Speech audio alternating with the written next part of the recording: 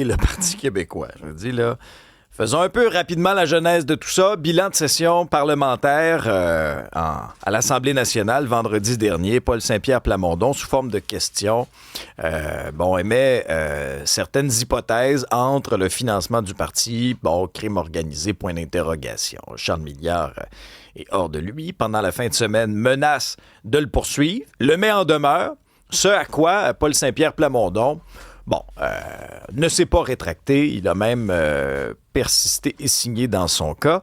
Maître François-David Bernier est avocat et analyste judiciaire. Bonjour, Maître Bernier.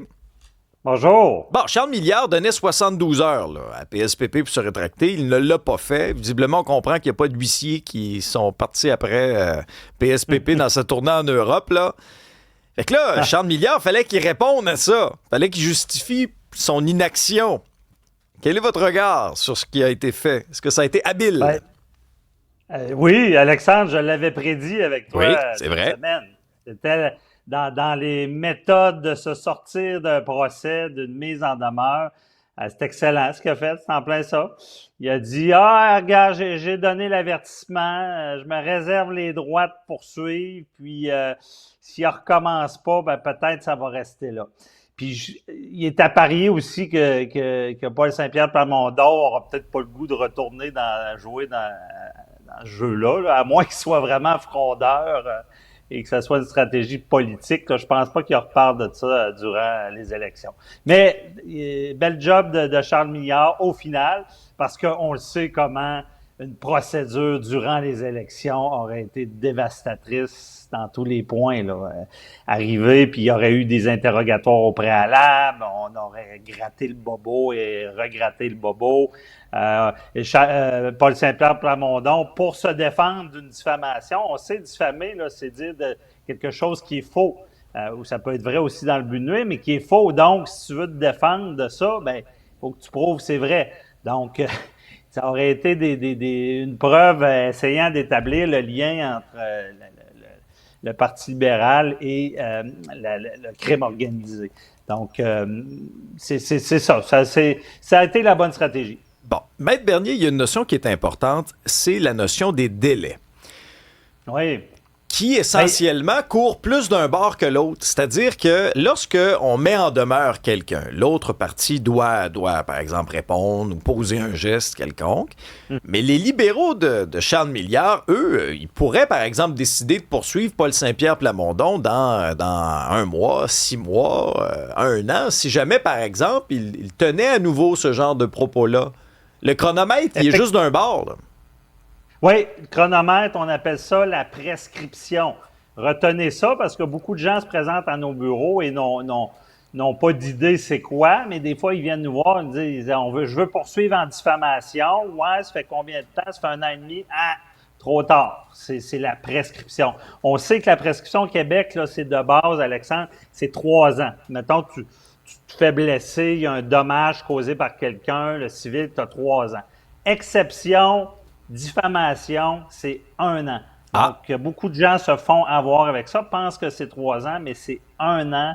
Et évidemment, si après 1 an de l'acte, là, du moment que ça s'est passé, que tu as pris connaissance que la personne t'avait diffamé, après 1 an, c'est prescrit. Par contre, s'il recommence, là, à chaque fois, on ajoute 1 an. Fait que s'il se passe 2 mois et qu'il redit la même affaire, là, on peut bouger la prescription.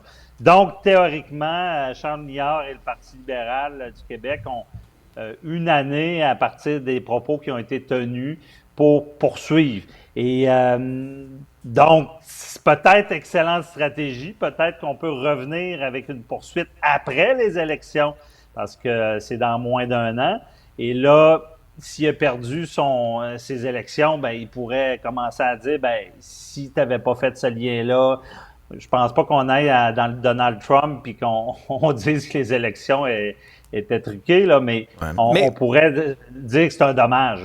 Mais Maître Bernier, je comprends parfois là, que l'intention derrière une mise en demeure, là, c'est de faire peur, là, c'est de s'imposer, des choses comme ça. Mais dans ce cas-ci, en politique, je trouve que la notion d'image, elle est importante, la notion de la perception. Là, en tout cas, On a un peu l'impression là, d'avoir eu affaire à un matamor. Là, on va te poursuivre, puis on vous donne 72 heures pour vous rétracter. Puis après ça, hier, c'est comme... Ouais, ben finalement, regarde, pour ce fois-là, ça va être correct. Je sais pas jusqu'à quel point ça va le suivre là, sur le plan de la perception. Alors, on a tendance à oublier peut-être les choses rapidement. Le cycle des nouvelles est tellement vite. Là, on en parle aujourd'hui et la semaine prochaine, on va parler d'autres choses. Mais jusqu'à quel point ça va... Il y aura peut-être une étiquette, en tout cas, tout dépendant. Ben on le connaît peu, ce chef-là aussi, il faut croire. Là. Effectivement, honnêtement, juridique et politique fait mauvais ménage. Là.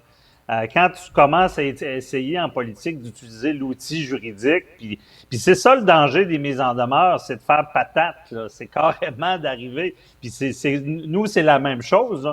Là. Des fois, ça marche sur la peur. Ça marche. Moi, je dis souvent, c'est comme jouer au poker. Là. On bluffe, est-ce qu'on va y aller? Puis je dis à mes clients, je joue au poker, mais je jouais pas les cartes à l'envers. Dans le sens que on dit pas d'avance. Tu sais, la plupart du temps, quelqu'un veut faire une mise en demeure, on sait d'avance qu'on veut pas aller jusqu'au juge. On veut pas mettre 100 000 $ et plus d'honoraires. Donc, on souhaite qu'il y ait un jeu qui s'installe puis qu'il y ait peut-être des règlements. Mais dans ce cas-là, c'est sûr que c'est, comme je dis, c'est une poursuite là, en politique. On l'a vu avec Jean Charest quand maître, j'oublie son nom, maître, en tout cas, il y a un avocat qui l'avait poursuivi pour l'histoire des juges. Et ça fait souvent, soit que ça se règle en cours, et quand ça poursuit son cours, c'est que c'est vraiment grave et sérieux.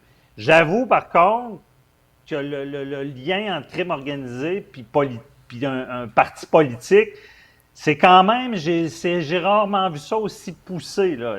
C'est quand même poussé de dire ça. Prochaine là, étape. On disait que c'était sous forme. Ouais. Prochaine étape du feuilleton, Maître Bernier, ça va être la mafia qui va mettre en demeure les Québécois. Ouais, peut-être la semaine prochaine, on ne sait pas. J'ai tellement ri quand j'ai vu ça, la mafia qui met en demeure. Ça a circulé sur les réseaux sociaux. De ne pas lier son nom. Aïe. J'ai trouvé ça excellent. Merci, Maître Bernier.